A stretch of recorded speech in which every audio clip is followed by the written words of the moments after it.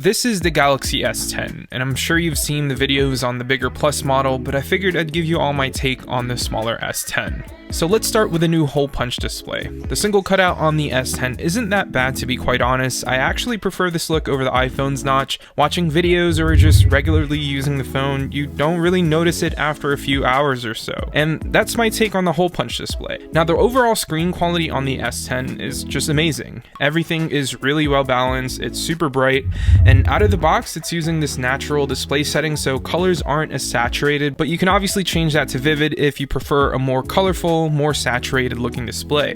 Now, the overall build quality on the S10 is A+.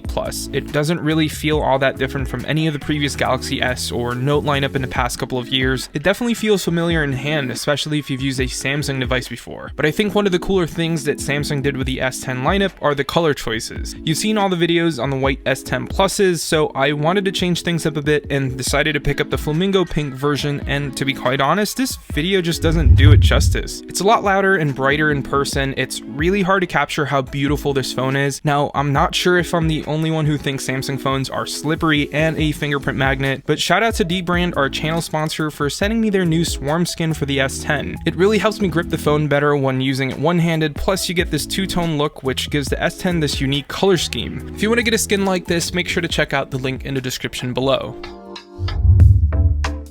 So the S10 has all the latest spec you'd expect from a flagship device in early 2019. Snapdragon 855 with 8 gigs of RAM, or 12 gigs of RAM if you opted in for the highest storage capacity. But everything so far in the past 2 days have been very fluid. I haven't really noticed any lag or app crashes, but we'll see how this holds up in the next 6 months. The one thing that I did notice in the performance department is how slow Lightroom is versus how fast it is on my iPhone XS Max. It could just be that Lightroom isn't optimized on Android yet, or the S10 in general, but editing raw Fuji X-T3 stills on the S10 is just really bad, and that's one thing I hope gets addressed soon. So let me know in the comments down below how Lightroom is working for you on Android, or if you have an S10, how is it?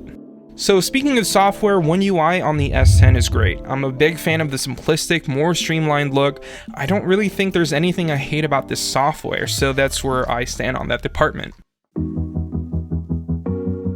Before we get into the cameras, let's talk about the new supersonic fingerprint reader. It's really neat, it feels like I'm using a totally brand new phone, and it's exciting. It's not as fast as the older fingerprint readers found on the S9 or the Note 8 or Note 9, but once you get the hang of it, unlocking this phone is a breeze. Now lastly, let's talk about that triple camera setup, the ultra-wide, the regular, and the zoom.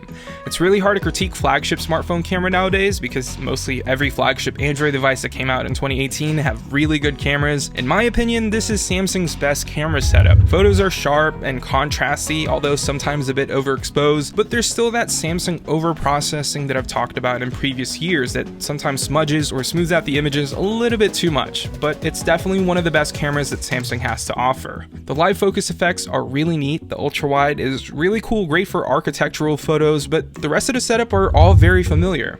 And that's been it. That's my experience with the Galaxy S10 for the past 48 hours. I didn't really want to touch up on battery when I've only had the phone for 2 days, but you know what? So far, so good. I haven't really had any problems with it. Wireless charging is great. Fast charging is awesome. But let me know in the comments down below what you want to see next, and if you have any questions for the S10. And yeah, I'll see you all in the next one.